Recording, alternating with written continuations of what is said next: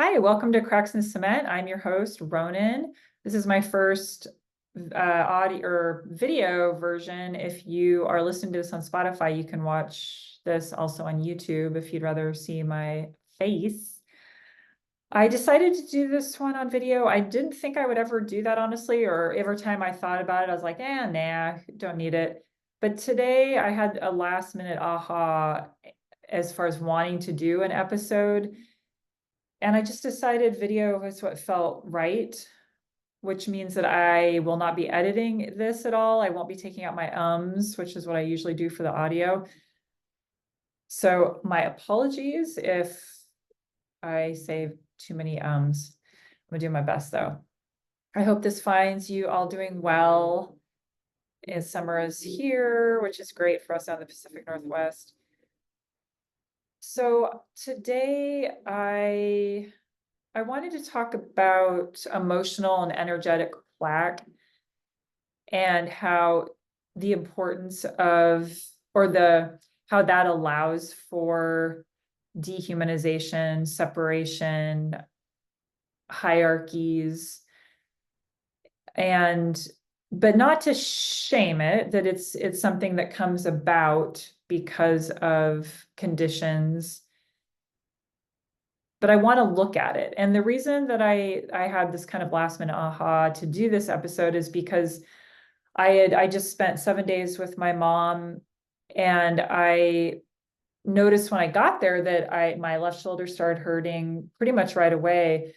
And I noticed that, just left over from being a kid, that I found myself tensing up kind of in anticipation of her, like our bodies were speaking to each other, even though it didn't, it didn't need to be.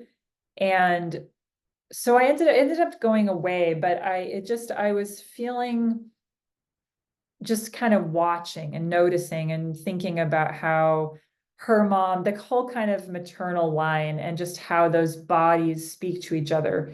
So how my grandmother was, created some bodily reaction in my mom, which gets passed down to me.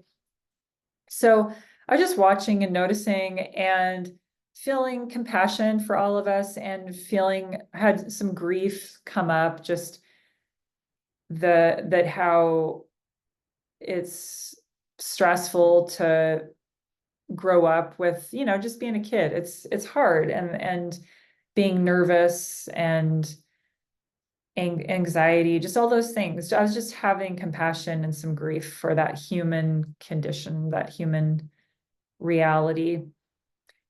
And when I came back, decided to do it, or I asked a friend slash my office mate, if she's does energy healing, asked if she could do some energy work on me. And one of the things I requested was to do sort of like a maternal line, like kind of rebalancing, healing.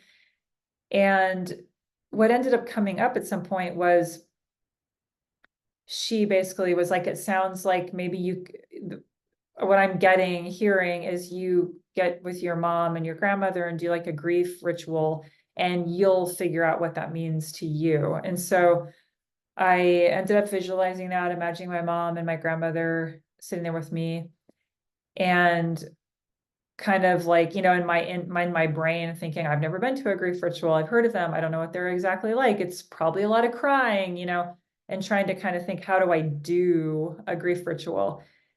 But what ended up happening is it kind of took a turn, and ended up being really focused on my grandmother, which actually makes sense because I was really starting to see my mom as like kind of a continuation of my grandmother. So it's like it kind of needed to go back to that sort of original place. I mean, I guess it's not the original, but at least one aspect of this. And what I saw was my grandmother. And I should tell you that this grandmother, I think a lot of us in the family guess that she might not have had children if she'd been born in a different generation. It just didn't seem like she was really that into kids. And I always thought of her as being kind of an icy grandma, just not real warm. There was love there. She passed a few years ago, but there was love there. I always felt kind of self-conscious around her, and there was no warm embraces, and she was kind of a little quiet, and kind of grievance oriented. So I got this image of her as a kid, as a little girl, and before, well, first of all, what I realized is I really could feel into her before that emotional plaque built up, and when she was just like a sweet kid, you know. And then I remembered that I saw that stage of life. And this may not be exactly true. Like I can imagine my mom or somebody in my family being like, oh no, she was this age when they moved. I don't know if the exact matters. It's just the symbolism of it is potent to me. So that she was spent some of her childhood on her father was a teacher on a reservation, so a cultural genocide teacher. And so my grandmother was a little girl in that, coming up in that, and witnessing these huge discrepancies of existence. I think that, yeah, anyway, I don't need to get into the details, but what I could really feel was that's where those blocks started, because with the hierarchy of some people are no better and some people are better than others, and that whole being conditioned with that way of thinking right away was starting to condition my grandmother. But also, in order to take children away from their parents, as a parent, my great grandfather was a parent, he had children. And so to have these children, I believe it was a boarding school, being taken from their families,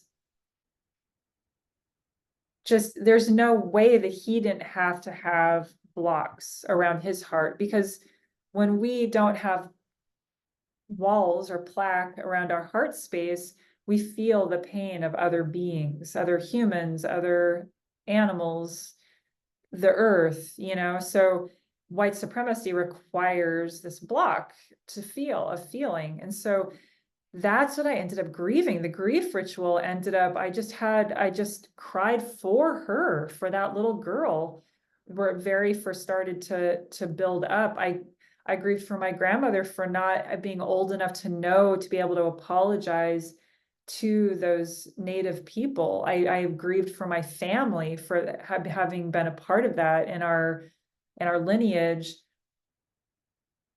It was fascinating because it just took, I had no idea that's where it was going to end up. I just thought it was going to be something related to, you got to look good for men, and the world is scary if you can't land a man, which I did think of my grandma as being that way. Even though she was independent and was married several times, there was this real fixation on what her body looked like, and men were oftentimes the focus of her life.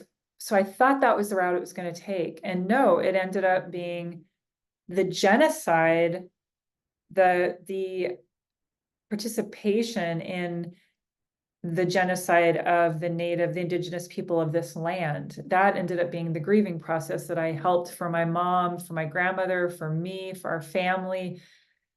And it really made me think about how just that image, I just keep getting this image of if we have those blocks, and it can come from, it's generally, well, I mean, I'm not gonna say general, I'm just gonna say I'm speaking to the blocks that get built up from, as I know Thomas Hubel says, I don't know if other people, probably other somatics practitioners say this too, but the intelligence of the body. So it's not shaming ourselves for building these walls of protection. Shaming does not help. That is just proven over and over and over and over again. We can't shame ourselves. It doesn't help to shame others either. It's more, where is this coming from? What is needed? What is this part trying to say to us? Like internal family systems format, if you're familiar with that. But we have to pay attention to those blocks. And so culture programs us, that we're on a hierarchy and we're below some people and above other people. And so that allows us to dehumanize, or you know what, even the word dehumanize, I've been wanting to think of a different word because it goes beyond humans as well, but I'm just going to use dehumanization anyway. But the feeling of separation, I can't feel you. I cannot feel your pain. Or with that hierarchy, we also, so we either, if we place ourselves above somebody else, we can cause harm and not feel that pain, or not even care to know how we're causing harm. And we have to be blocked off to not feel the pain of that other person. And we have to really buy into the system of thinking I'm better than another being or another human. And then also those blocks, that emotional plaque. So it has to be built up in order to be part of the hierarchy, right? That's number one. In order to buy into the hierarchy system, we have to block the feeling. And then number two, if harms have happened in our lives or in our ancestral lines, the body builds up blocks once again to protect us. So rather if it comes from conditioning and or it comes from trauma, like experienced trauma and the body trying to protect us, though that armor can keep us from feeling. And so what I realized, and I've not spoken much to the genocide right now in Palestine. And I think I put like a couple of like Instagrams in the beginning, like this is white supremacy. And then I just I couldn't quite like find my voice in all of it because, and just for those of you who don't know me, I do not have Jewish ancestry, but I do have settler ancestry here as a European Protestant cultured person. So it's a similar settler history as far as like genocide. The reason that I couldn't quite find my voice is because we all have our different roles to play, right? And the fire, the no, the fuck you energy is important. And that's just not my piece of the puzzle anymore. That has been before in my life. My piece of the puzzle now and the work that I do is that we are all, it's more than just us, right? It's not, let's see, how do I say this? That I want to be really careful that I'm not tapping it. Like the saying, you can't take down the slave's house with the slave, or the slave master's house with the slave master's tools, or whatever that figure of speech is. I'm really cautious that I'm not using white supremacy thinking when I come into any harmful situation. So I want to be really careful that I'm not placing myself above nationalistic people who are nationalists, people who are in support of genocide. Those are people who prioritize themselves over at the expense of others' lives. So what am I trying to say here? See, if this were just audio, I could just be quiet and then edit it out. So what I want to say is, where am I going with this? Right. So I needed to get to a kind of a grounded place to really understand. I needed to come from a place of compassion and a place of, I know it doesn't work to shame folks. I know it doesn't work to shame ourselves. And so it's more, how can I come at it in a going deeper than just don't do that thing. You need to just stop. Like it's kind of like just say no to drugs or just abstain from sex. There's something deeper that has to be looked at. And so having this image of my grandmother, I was like, oh, okay. So, because it's like, how can the genocide in Palestine have started just 2 or 3 years after World War II ended? Well, my God, I can't think of like that event Probably. I mean, I can't imagine it would create so much. The body needs to armor up so much. And so when we have that armor up because of being told that we're better, and then from having been experienced trauma in our own lives or from our ancestors in a system of hierarchy and separation, that allows for genocide to keep going. And so it's not that, like, so the choice that we have right now, right, is not to the big thing here is just how do we want to be on Earth? How do we want to be with each other? And the separation, hierarchy, superiority thing is not working. It's just not working. And so what I have learned and what I'm seeing more and more of is that we have to check our armor and our plaque, the like heart space plaque, and that we have to kind of chunk that away by use fire, use water, use song, use, and I'm not saying that the no and the fuck you energy isn't helpful and needed. And I'm not even saying that's not, I'm not judging at all. And it seems like change doesn't happen without that energy. And I'm so grateful for that. And we can take turns holding that down. And that's kind of like, I think of that as being kind of like the everyday thing. Like this needs to stop now because people's lives are on the line.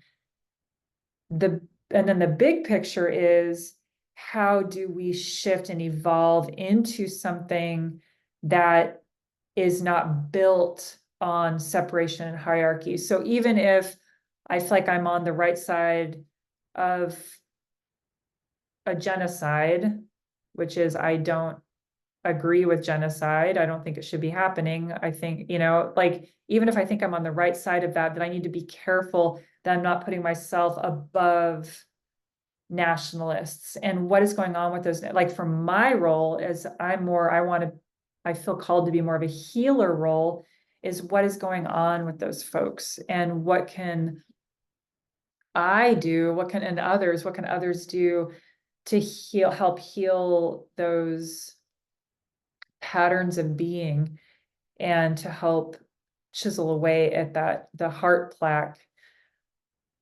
Excuse me, I have to get a drink of water. And that we have to be really accountable for the ways that we're showing up with white supremacy patterns. And what are those white supremacy patterns? Which is I'm above you, I'm separate from you, I'm not a bad person like you are. You're not worthy of love, you're not worthy of life. That if I'm doing that to anybody, no matter what side I am, that I am choosing or I'm unconsciously participating in the same pattern of white supremacy. That, as we've seen in history, that when people, if they are in that pattern, if whoever has the most power, if it switches, the patterns just continue. That pattern just continues. And that's happened with governments over and over again. And our shift, it's starting to shift. It is. I really do believe it is. And so, and part of that shift, I feel like, is that we do need to talk about these things and be really honest with ourselves and be really accountable on what pattern we are perpetuating. Okay, so that's what I wanted to share. Thank you for listening, if you kept listening. And also, I'm just going to go ahead and do a quick little plug. I'm almost done with a self-paced emotional resiliency course, like a training course for white folks. I'm really excited about it. It's basically designed to be kind of a foundational accountability, what are your convictions, what'll help keep you right in the rapids, the wild ride of anti-racism and social change and being accountable and carrying the legacy of whiteness and hanging in there, and what's just some tools to help hold on when we could be tempted to choose comfort. And also, just by the way, that doesn't mean, and I say if we feel tempted to choose comfort is different than I need to take a pause from anti-racism, social justice, racial justice, culture change work, because I have some stuff I need to work on and I'm seeing a therapist, and it doesn't mean we don't take breaks. It's just, that's not comfort. That's staying uncomfortable. That's working on your shit. So the emotional resiliency piece is not to shame that, and actually doing that work of this self-work, like we're talking about, that like the plaque over the heart is crucial. It's so crucial. And so we have to tend to our wounds, tend to our ancestral wounds, so that we can be with each other, like in connected with our hearts, and not be driven by like this kind of fragile sense of self or whatever else might drive us that's not for the greater good. So yeah, so I will be releasing that soon. Keep your eyes and ears peeled for that. Okay, wishing you all well, and thank you so much for being here.